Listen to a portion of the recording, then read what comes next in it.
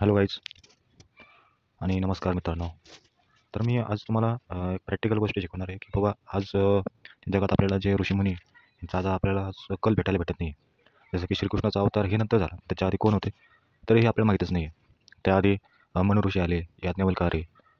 तर ह्या आधी कोण होते, हे कसं आले, कोण आले, काय आले, हे आपल्याला काय माहीतच नाही. तर ह्याचा पहिला आपण सेशन बघू, स्मृतिकार म्हणू. आता हे मनूचा आपण पहिला पाठ बघू. त्याच्यामध्ये काय आहे नेमकं स्मृतिकार म्हणू म्हणजे काय, की स्मृतिकार म्हणू म्हणजे ते एक असे व्यक्ती होते की ज्यांनी आपल्या जवळच्या जे त्यांचं अन्नधान्य किंवा पोषण करत होतं, त्यांचं सगळं घर चालवत होतं, अशा बैलाचा त्यांनी त्याग केला आणि स्वयं आपल्या पत्नीचा पण त्याग केला. फक्त एका एका गोष्टीमुळे की बाबा सर्वांचं चांगलं व्हावं म्हणून. तर असे हे मनू म्हणजे स्मृतिकार म्हणू होते. तर ते मनू आणि त्यांची पत्नीचं नाव म्हणाले. तर हे इतके म्हणजे त्यांचा जर विचार केला आपण, तर कोणी असा त्याग नाही करणार ह्या काळात. त्या काळात त्यांनी ते करून दाखवलं. कारण की त्या काळात सुद्धा चाक्षुष म्हणजे राक्षसी वृत्ती. चाक्षुष म्हणजे राक्षसी वृत्ती आणि वेवस्वत म्हणजे चांगल्या वृत्ती. तर आपल्याला फक्त एवढंच माहिती आहे की बाबा भगवंतानी अर्जुनाला किती सांगितले, अवतार दिला. पण आपल्या ह्याच्या आधीच आपल्याला काही माहीत आहे का, की बाबा भगवंत कोणाजवळ जातो, भगवंताची ओढ कुठे आहे, भगवंत आपल्या हृदयात आहे, आपल्यापाशीच आहे. पण ह्याचा नेमका अर्थ काय, की बाबा भगवंत कोणाला कोणाला आपलं दुःख मांडू शकतो, काय भगवंताचं दुःख नाही. भगवंत काय असं प्रकट झाला, भगवंताला बी काही ना काही अडचणी असतात. म्हणजे भगवंत सर्वांच्या गोष्टी ऐकतो आणि ऐकून घेतो, फक्त ऐकून घेतो आणि ते आपल्याला देतो पण. पण दिल्यानंतर आपण कधी विचार करतो का, तर भगवंताची आपण काळजी घेतो का, तर भगवंत कधी आपले विचार कोणाला मांडल ह्याचा आपण कधी विचारच करत नाही. म्हणजे आपल्याला एक अशी गोष्ट आहे की जे आपण स्वतःहून काही करतो, स्वतःहून काय घडतो आहे की नाही. पण त्याचं आपल्याला माहीत असतं की बाबा हां मी केलं स्वतः केलं. पण आपण असं कधी म्हणतो का की बाबा आपण दुसऱ्याकडून आलेलो आहे दुसऱ्याकडून आलेलो कुठून आलेलो आपल्या शरीराने कोणी केली, तरी आपण कधी विचार करत नाही. आणि आजच्या युवाचं असंच आहे. आणि प्रत्येक माणूस म्हणा किंवा जन्मापासून आतापर्यंत आपल्याला असं वाटतं की आपल्याला सांभाळ करणार कोण नाही. पण हे आई वडील जेव्हा नसतात त्यावेळेस सांभाळ करणारं कोण असतं, तर हे आपण विचार केला पाहिजे. तर पहिला पाठ हे मी सांगत नाही किंवा मी असं नाही की तुम्ही हेच करा म्हणून. तर तुम्ही एकदा ह्या गोष्टीचा अभ्यास करा. हे सगळं सत्य आहे आणि हे अटळ आहे आणि ह्या गोष्टी लपवलेल्या नाही आहे. तुम्हाला ह्या गोष्टी माहीत नाही आहे, आम्ही असं म्हणत नाही. पण ह्या गोष्टी माहीत असावं प्रत्येक युवकाला आणि प्रत्येकजण ह्या गोष्टीचं माहिती राहावं आणि संस्कृती पुढे नेण्याचं काम करावं. हे बी मी म्हणत नाही आहे, पण मला असं वाटतं. यात बाकी तुमच्या याच्यावर आहे. तर आपण पहिलं बघूया स्मृतिकार म्हणू. स्मृतिकार का म्हणतात त्यांना स्मृतिकार, की पहिले जे मनू होते, मनू म्हणजे कोण, सर्वात पहिले आलेले कोण आहेत, सर्वात पहिला माणूस कोण आहे पृथ्वीवरला, तर तो मनू आहे. पण त्याच्या आधी कोण होतं, त्याच्या आधी हे राक्षस वृत्तीचे व्यक्ती होते, श्रीमंत वर्ग. जे की श्रीमंत वर्ग गरीब वर्गाला चालत होते. असे ह्या वृत्तीचे व्यक्ती ह्या जन्मात आले होते. तर स्मृतिकार म्हणू हे एक असे व्यक्ती होते, त्यांचा जन्म झाला. हे त्यांचं कसं सांगू का, त्यांचं सुरुवात झाली एका घराण्यापासून. त्यांचा जन्म म्हणजे एक भगवंताचा अवतार म्हणूनच आपण म्हणू शकतो. त्याने जेव्हा सुरुवात केली जीवनाची, तर त्यावेळेस त्यांची पत्नी, त्यांचा एक बैल होता स्वतःचा आणि त्यांच्यावर त्यांचं घर चालत होतं. म्हणजे शेती वगैरे करायचे. पण त्यांना एक असं होतं की बाबा सगळेजण असे स्वावलंबी बनलेले होते, की बाबा म्हणजे आम्ही एवढं आता काय वेळेस काय करायचं आपण आता कसं आता त्या काळी कसं व्हायचं, त्या काळी पाऊस पडायचा बरं का, पाऊस पडायचा. पण ते कधी जेव्हा चांगली वृत्ती असलेले व्यक्ती जेव्हा तिथं असतील तेव्हाच ते पाऊस पडतील ना. मग पाऊस पडत नसल्यास लोकं देवदेव करतायत, यज्ञ करतायत, खूप साऱ्या गोष्टी करतायत. पण त्यावेळेस ते पाऊस पडतच नव्हता. दुष्काळ होता, हमेशा दुष्काळ त्या काळात. पण दुष्काळ असताना सुद्धा त्या काळात म्हणजे भगवंत लक्ष तर कसं देईल? असं त्यांचं म्हणणं आहे, की बाबा भगवंत लक्ष का बरं देईल त्या गोष्टीवर?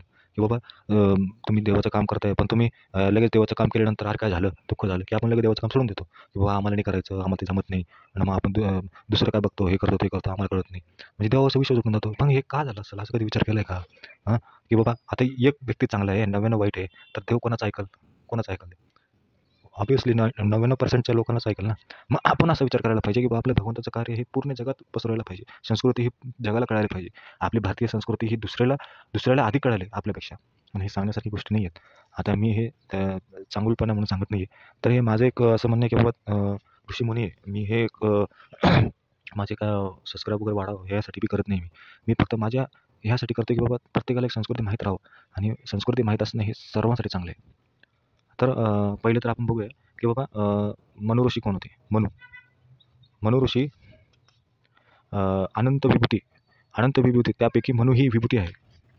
तर ह्यामध्ये आपण बघूया, तर हजारो वर्षापूर्वी बरं का, तर आजच्या अशी सृष्टी बनली होती. म्हणजे आजही सारखीच म्हणजे पहिले बी अशीच सृष्टी होती कलियुगासारखी. पण त्यावेळेस नुसतं जनावरासारखं खाणे, जनावरासारखं वागणे, काही बी करणे. तर त्यावेळेस ते होते. म्हणजे कृतज्ञ असे विचारवंत होते त्यावेळेस. आणि त्यावेळेस चाक्षुष म्हणजे राक्षस लोक राहत होते. त्यावेळेस फक्त हाणामारा, हे करा, ते करा, लेझीनेस म्हणजे काही बी असं स्वतःचा विचार करायचा असेल, लेकराचा विचार करायचा नाही, पत्नीचा विचार करायचा नाही, काही नाही, काही नाही, जनावरासारखं वागणं. म्हणजे एक आदिवासी लोकं, एक आपण ठराविक म्हणू शकतो. त्या काळचे म्हणजे ते फक्त जगायचे, दुसरं काही नाही करायचे. पण त्याच्यानंतर मनु ऋषी आले. मनु ऋषीने हे पाहिलं. मनु ऋषी आल्यानंतर प्रत्येकाच्या घरी सांगत गेले, की बाबा भगवंत आपल्याला दयत आहे. भगवंतानी आपल्याला एवढं बनवलं, एवढं केलं. मी सांगत होते, सांगत गेले, सगळीकडे गेले. मागच्या ऋषींचे सांगितले, म्हणजे प्रत्येक गोष्ट त्यांनी सांगितली. मग त्याने हे सांगत एक श्रीमंत वर्ग आला. ते श्रीमंत वर्ग आल्यानंतर कसं असतं, एक म्हणतो ना आपण पॉलिटिकल, त्यावेळेस बी पॉलिटिकल होता. पॉलिटिकल व्यक्ती आले, श्रीमंत वर्ग आला त्यांच्याजवळ आणि श्रीमंत वर्ग त्यांच्याजवळ आल्यानंतर अरे ऋषी ऋषीमुनी म्हणले, मुनीकडे गेले ते आणि ऋषीमुनीला ते त्यांनी विचारलं, की "बाबा तुम्ही काय करताय? तुम्ही खूप चांगलं काम करताय आणि ह्यामध्ये आमचा खूप सहभाग व्हावं अशी आमची इच्छा आहे." असं ते म्हणाले. मग ते म्हणले, की "बाबा यज्ञ करायचं आहे." जे जे श्रीमंत वर्ग त्यांनी काय म्हणले, की "बाबा यज्ञ करायचा आहे, तर तुमचा त्याच्यामध्ये हातभार पाहिजे." तर मग ते गेले यज्ञ वगैरे करायला आणि ते म्हणाले, की "बाबा सगळ्यात जवळचं तुमचं प्रेमाचं व्यक्ती कोण आहे? सगळ्यात जवळचं व्यक्ती जी प्रेमाची आहे खूप तुमच्या, तर ती जवळची व्यक्ती कोण आहे?" तर मग काय म्हणून ऋषी स्मरणात पडले, की बाबा विचारात पडले, की बाबा काय झालं, काय नाही, असं त्यांचा विचार पडला. पण ते श्रीमंत लोकांनी आधीच ठरवलं होतं, की या मनुष्याला आपल्याला डगमवायचं आहे, म्हणजे बुडून काढायचं ह्याला. मग त्यांनी म्हणे, "बाबा अरे तुमच्या जवळचा बैल आहे ना, तो खूप जवळचा." असं ते म्हणले. तर त्यावेळेस त्यावेळेस त्यांनी बैलाचा यज्ञामध्ये त्याग केला, भस्म केला. म्हणजे काय बरं ते साधं आपण मूक प्राणी जे म्हणतो, त्यांना सुद्धा सोडले नाही त्यांनी. ते झाल्यानंतर मग ते पुन्हा एकदा म्हणायला लागले, "अरे एवढं एवढं जर हे होत असेल, एवढंच तर झालं आता. ह्याच्यापेक्षा अजून चांगलं करायचं आपल्याला. ह्याच्यापेक्षा चांगलं आपली सृष्टी व्हावं. मग अजून काहीतरी त्याग केला पाहिजे." असं ते म्हणाले परत श्रीमंत वर्ग.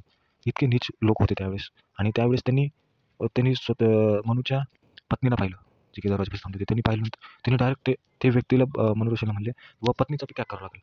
पत्नीचा त्याग करायला मग ते मनु ऋषी मनातल्या मनात म्हणले, "अरे काय देवा, काय परीक्षा बघतोय माझी." म्हणजे त्यांना इतकं दुःख झालं.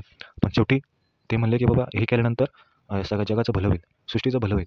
ह्या कार्यामध्ये मग त्यांनी आपल्या पत्नीचं पण त्या यज्ञामध्ये भस्म करून टाकले.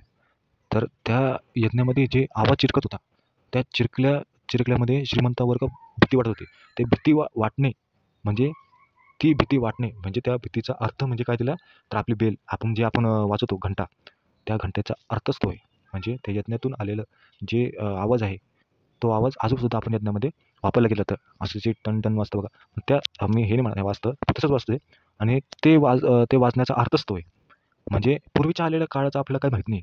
जेव्हा आपण घंटा का वाजवतो किंवा देवाला नमस्कार का करतो, तर ह्या काळापासून हे गोष्टी आलेल्या आहेत. तर हे आपल्याला माहीतच नाही आहे. तर तर आपल्याला आता तर कळालं, की बाबा यज्ञामध्ये जे व्यक्ती दहन केली होती, जी की तिच्या पत्नीचं नाव होतं मनाली. मनु ऋषींचं मनु ऋषींच्या पत्नीचं नाव काय होतं? तर मनाली होतं.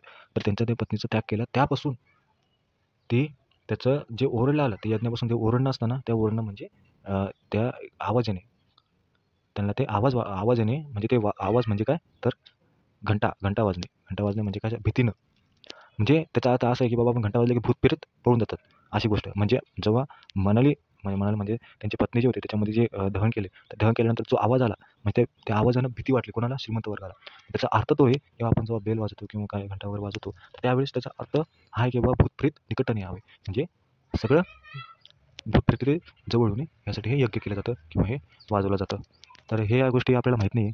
तर पुढे बघूया आपण. पुढं असं आहे, की बाबा की बाबा पूर्ण जेव्हा भगवंताला हे दिसलं, की बाबा मनु ऋषींनी आपल्या सगळ्या संसाराचा त्याग केला. तर त्यांना इतकं वाईट वाटलं त्या गोष्टीचं, की बाबा अशी चाक्षुष अशी लोकं होते, इतकी दरिद्री अशी लोकं होते. तर त्या लोकांनी मनु ऋषींना एकटं करून टाकलं. मग त्याच्यानंतर काही दिवसानंतर मग त्यांना असं आढळलं, की त्यांना एक किनारी एक मासा सापडला. तो मासा अगदी रम्य असं छान होता. दिसायला भारी होता आणि तो मासा म्हणला, की "बाबा तू मला माझा सांभाळ कर. तू माझा सांभाळ कर आणि मला घरी घेऊन चल." असं ते म्हणला. मग आपले जे ऋषीमुनी होते, मनु ऋषी ते घेऊन आले आणि त्याला एका ग्लासात ठेवून दिलं. ग्लासात ठेवून दिलं. नंतर ते मासा म्हणला, की "बाबा मला ह्याच्यामध्ये जागा पुरत नाही. मला तांब्यात ठेव." मग तांब्यात ठेवलं. तांब्यात ठेवल्यानंतर ह्याच्यापेक्षा मोठं जे असतं ते हांडा त्याच्यामध्ये ठेवलं. मग त्याच्यानंतर त्यांची साईज अजून वाढत चालली. मग मनु ऋषी कोच्यात पडले, की बाबा आता तर जागाच नाही, कुठं ठेवावं? हौदात बी ठेवलं तर त्याच्यापेक्षा तुम्हाला अजून जागा लागेल. त्यांनी अजून विचारून घेतलं. कोणाला? तर माशाला विचारलं, की "बाबा तुम्ही सांगा मी कारण की आमच्याकडे आता ते साठवायला जागा पण नाही पाण्याला. तुम्ही सांगा मी तुम्हाला कुठं सोडू?" मग मासा म्हणला, की "मला तुम्ही पूर्ण अशा समुद्रामध्ये ठेवून द्या, म्हणजे त्याच्याकरून मला सगळी जागा पुरेल. मग त्याच्यानंतर त्यांनी मासा घेतला आणि समुद्रामध्ये टाकला. तर त्यानंतर तो मासाने त्याला एक आशीर्वाद दिला. आशीर्वाद काय दिला, की बाबा आशीर्वाद हे असं दिलं, की तुम्ही जेव्हा अडचणीत असाल, की जेव्हा तुम्हाला माझी गरज पडेल, तेव्हा तुम्ही माझी आठवण काढा, मी तुम्हाला नक्की मदत करायला येईल. मग त्यावेळेस तो मासा निघून गेला. तर मनु ऋषींना इतका आनंद झाला. ते स्वतः म्हणाले, "अरे, मला नाही का भगवंताचा साक्षात्कार झालेला आहे." तर एवढा साक्षात्कार म्हणजे किती किती आनंद व्हायला पाहिजे मनु ऋषींना. तर ते म्हणजे भगवंतानी हे त्यांच्या रूपातच हे पाठवले. मासा म्हणजे असं नाही, तो एक भगवंताचा अवतार होता आणि त्यांनी हे करून दाखवलं. आणि मासा तर जाता-जाता हा सुद्धा म्हणाला, की "तुम्ही माझे प्राण वाचवले, त्यासाठी मी हे काम करतोय तुमच्यासाठी. तुम्ही जेव्हा माझी आठवण कराल, तेव्हा मी तुमच्या जवळ येईल." तर ही गोष्ट इथपर्यंतच सांगतो मी. कारण की मला असं पटकन एकदाच सांगून मोकळं नाही व्हायचं. प्रत्येक हिडन गोष्ट मी तुम्हाला सांगणार आहे. जे आपल्या स्मृती जे मनुस्मृती जे आहे, ते त्यांचं स्मरण करणं हे आज आपण इथं करणार आहोत. तर मग आता मी आज थांबवून घेतो. कारण की खूपच असं नको व्हायला बाबा आम्ही लगेच चालू केलं आणि लगेच तुम्ही ऐकशान आणि पुन्हा बोर होऊन जाशाल. मी टाकणारच आहे. मी लाईक नाही बघणार, सबस्क्राईब नाही बघणार, काहीच नाही बघणार. मी स्वार्थासाठी टाकतच नाही.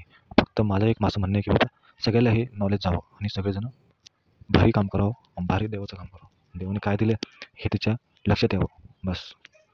मी इथंच थांबवतो. नमस्कार.